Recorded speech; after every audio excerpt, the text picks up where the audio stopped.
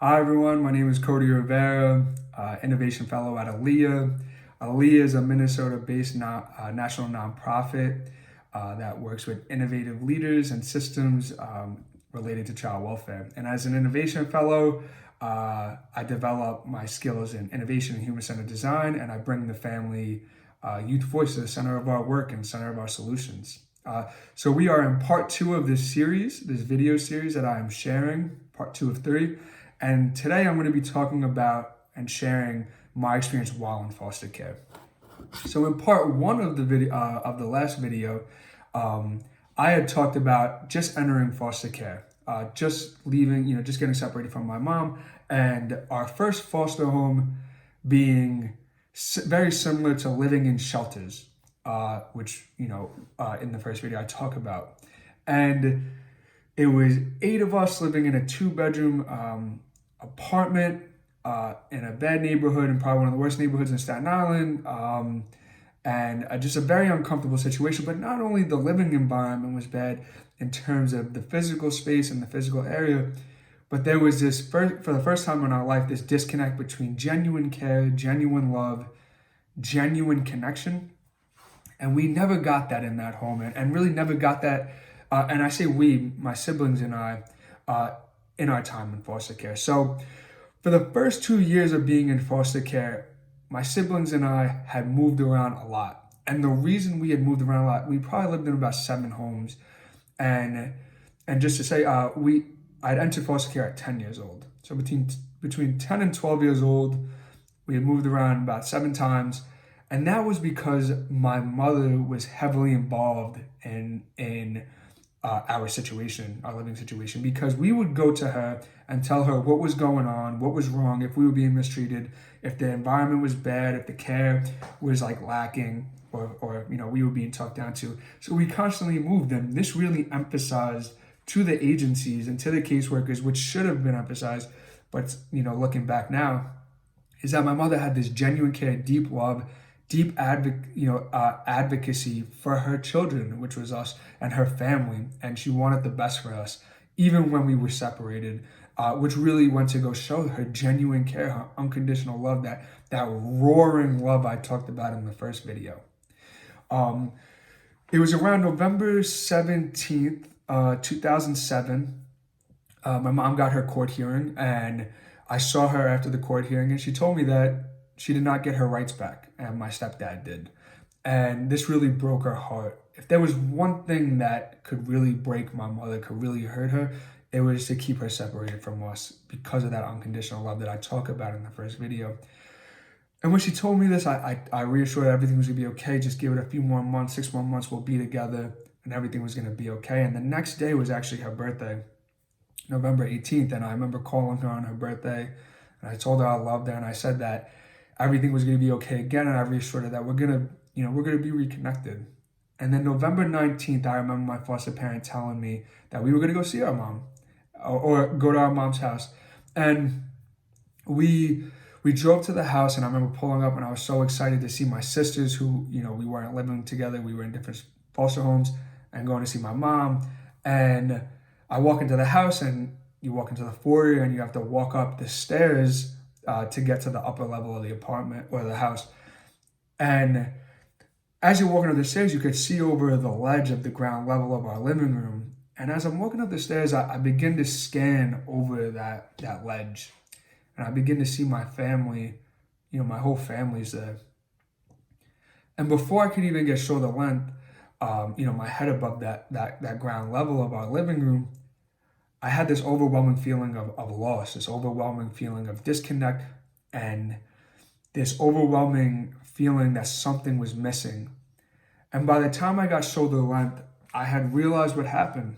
And I realized I lost my mom, and she wasn't there, and she had passed away without anyone telling me anything. And this was very similar to the feeling that I had when my mom had the phone call about her mom passing away.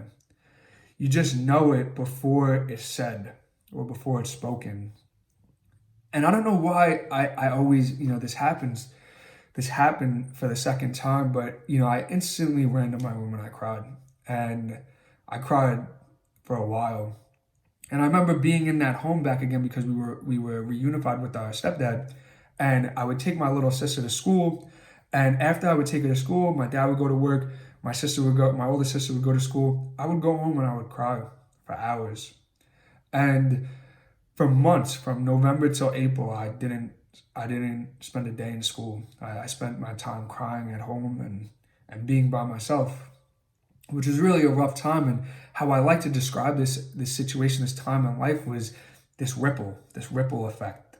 Um, this decision to not reunify me with my mom had this ripple effect of her passing, and this ripple effect of my decisions of being in foster care and our family's life. And it's like dropping a feather in water. When you drop a feather in water, these big circles and these small circles constantly ripple out. And that was sort of how life was for us. There was some small ripples, some big ripples that really, went through my life, my sister's life. And ultimately, we went back into foster care. And around 14, I found a home that was genuine and that I could call my family. And that was because when I entered the home, my foster parents said, "This is not your foster home. I'm not your foster parent.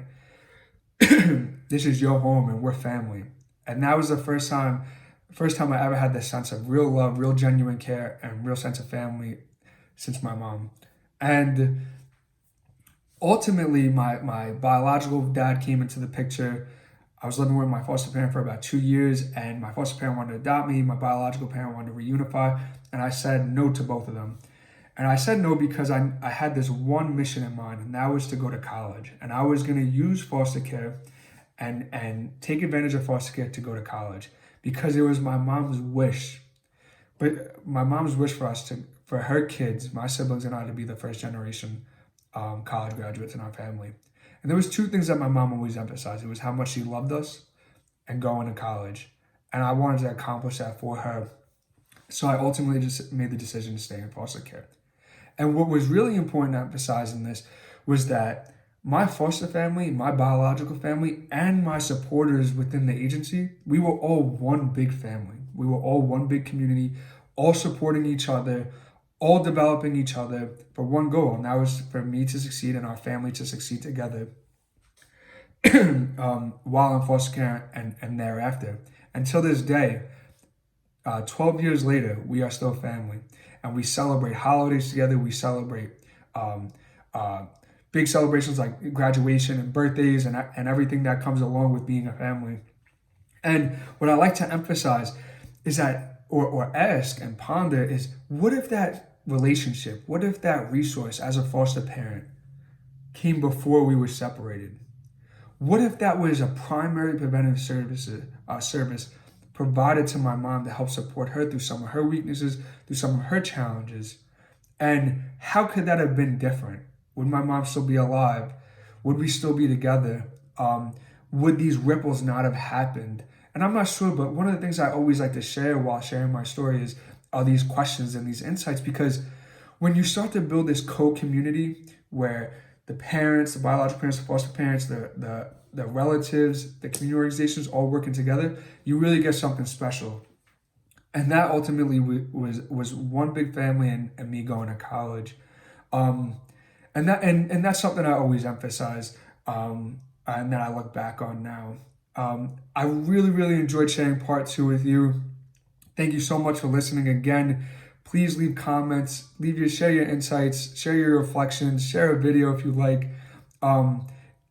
If you would like, check out Alia's website to look at some of the resources that we have and some of the research we have in terms of this, working together for families, and bringing those resources to families directly and keeping families together and strengthened. So I really appreciate your time, and I look forward to seeing you in the next video. Thank you.